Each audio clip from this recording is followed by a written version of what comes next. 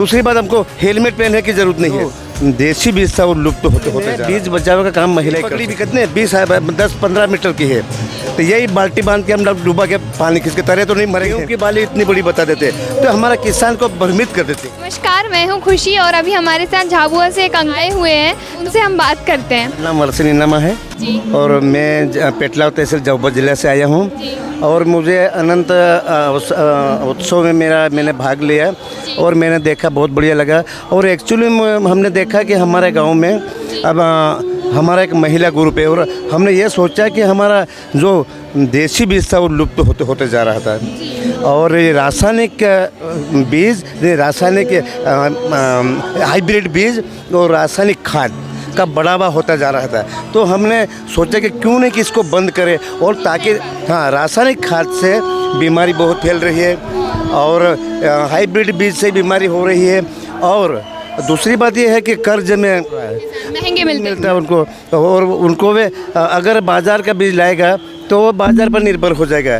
तो हमने हमारा एक ग्रुप बनाया और वो ग्रुप बनाने के बाद महिलाओं के बोला कि नहीं, अपना पुराना जो बीज है वो एकत्र करो। वो हमने एकत्र करवाया। मक्का है, गेहूं है, उड़द है, ज्वार है, ये कई प्रकार के हमारे पास जो पहले था हमने एकत्र करवाया। और हमारे पास एक मटका होता है, धीरे धीरे मटका, अभी तो हमने कोठी बना ली हाँ, और कोठी बना ली हमने और वही बीज हम गाँव वालों को देते हैं। हाँ, और वो वापस सवाई हम लेते हैं। अगर 1 किलो हमने दिया है तो 1 किलो हमने 100 ग्राम हम वापस कर लेते हैं। तो उन अधिक से अधिक लोग हम बढ़ा रहे हैं। करीबन हम 12 गांव में हम काम कर रहे हैं ये बीज बढ़ाने का। कौन कौन से 12 गाँव? 12 गांव जैसे हमारा खाकरा पड़ा है, रुणजी है, टिटोड़ी पड़ा है, चबरा पड़ा है, गुणावध है, खोकरिया है, केलकुड़ी है, बलिया पड़ा है, काला रेगा है, दावड़िया है। तो ऐसे 12 गाँव में? हाँ, ऐसे हम 12 गाँव में, और 12 गाँव में महिलाओं से ही जुड़ा है क्योंकि महिला है ना, एक्चुअली में बीज बचाव का काम महिलाएं कर सकती है। जी, ये बहुत अच्छी बात है कि महिलाएं ये काम में जुड़ी। हाँ, क्योंकि वो एक दूसरी बात, बीज बचाने का काम, क्योंकि वो आगे वही खेती में काम है। दूसरी बात, अगर पुरुष से हम बात करेंगे तो तुरंत उठा के बाजार से खाद लाएगा, रासायनिक और डाल देगा। पर महिला गोमूत्र एकत्र करती है, गोबर एकत्र करती है। और बड़ी बात, हमने ये राखोड़िया जो खाद आता है हम घर पे बना लेते हैं क्योंकि हमारा राखोड़िया का जो हमारे चूल्हे में हम लकड़ी से बनाते हैं, वही राखोड़ा हम कुड़मे में डाल देते हैं। कुड़मे में डालने के बाद उसको हम एकत्र कर लेते हैं और वही खाद हम खेत में डाल देते हैं। कितने अच्छे थे, हम घर में ही घर की चीज़ों से, गौमूत्र, हमारे गोबर और इन्हीं चीज़ों से बना के और उसी का कृषि में उपयोग कर रहे हैं, ना कि रासायनिक। हाँ, उससे दीदी आपको मैं ये बताऊं कि खेत में वो एकदम लूज ज़मीन होगी, बुरबुरी ज़मीन होगी, नरम ज़मीन होगी, और जहाँ रासायन डाले वहाँ कड़क ज़मीन हो गई है। हाँ, दूसरी बात, ये रासायनिक दवा छाटे और हमने ये सोचा है कि क्यों नहीं किया, हम 5 पत्ती दवाई छाटेंगे। 5 पत्ती में नीम है, अरेंडा है, रतन दूध है, नशेड़ी है, कई प्रकार के। हम 5 जो बकरी नहीं खाती है उसको हम कूट के दवाई बना लेते हैं और वही हम छिड़काव करते हैं। इसमें ये बड़ी मेहनत लगती है हमको कि पुरुष नहीं कूटते हैं, महिला कूटती है। मतलब हर इस क्षेत्र में महिलाओं की भागीदारी, महिलाओं की ज़्यादा भागीदारी है। और वो है ना, उसमें पुरुष बहुत कम करता है, पर इल्ली मरती है।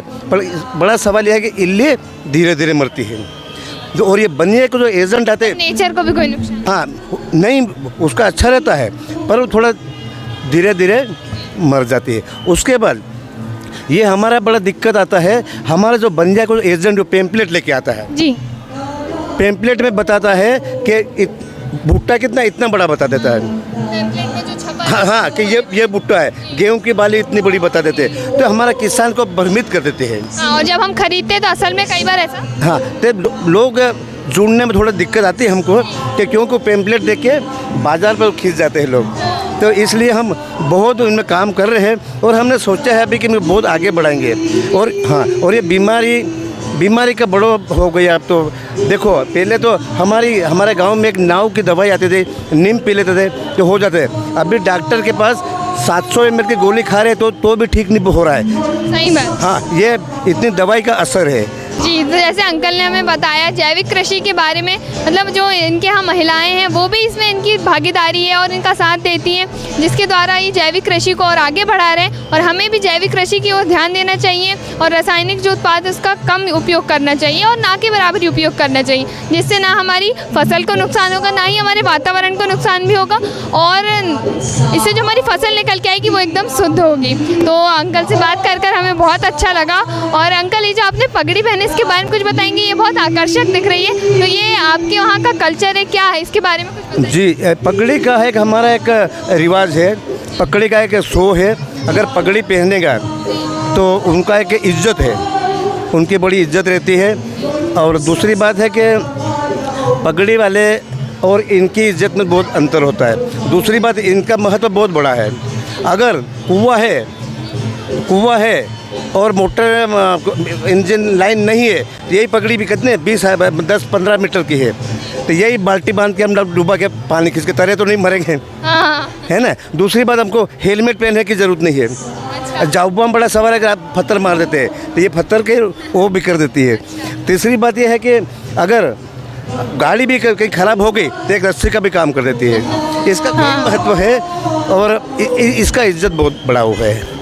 जी, तो हमने अभी अंकल से बात की है, जैविक कृषि के बारे में जाने, तो अंकल से बात करके हमें बहुत अच्छा लगा। ये अनंत महोत्सव में आए हुए थे और ये बहुत अच्छी बात है कि अनंत महोत्सव में बहुत सारे जैविक किसानों को बढ़ावा दिया जा रहा है और उनके यहाँ पे स्टॉल लगाए जा रहे हैं, जिससे लोग उनके बारे में जान रहे हैं। तो अंकल, मैं आपसे एक बात और पूछना चाहूँगी कि यहाँ पे जो लोग आए हुए थे आपके स्टॉल में, तो उनका क्या प्रतिक्रिया थी, वो क्या कह रहे हैं इस बारे में? जो बाहर से लोग आए हैं यहाँ पर देख कर, तो क्या बात कर रहे हैं, क्या बोल रहे हैं इस कृषि के, इस चीज़ के बारे में? नहीं, उनका यही बोलना है कि काम तो अच्छा है, पर इनको जो भाव मिलना चाहिए, जो ये जैविक खेती कर रहे हैं उनका भाव नहीं मिल रहा है। क्योंकि बाज़ार के लोग आते हैं कि नहीं, बाज़ार में तो 40 रुपये किलो मिल रहे हैं, आप 60 रुपये क्यों बेच रहे हैं? तो ये इसके लिए बड़ी दिक्कत आती है, क्योंकि उसमें मेहनत लगता है।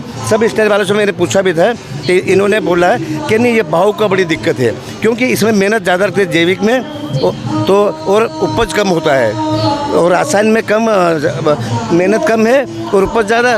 उपज भले उसको खर्चा होता है, पर वो कम में बेच देगा। तो ये बाज़ार पर निर्भर ये लोग है ना, ये नहीं सोचते कि जैविक है, पर ये है नहीं, भाव को रोते हैं। सही बात। तो हमें अंकल से बात करके बहुत अच्छा लगा, बहुत कुछ जानने को मिला। तो मिलते हैं फिर जल्दी।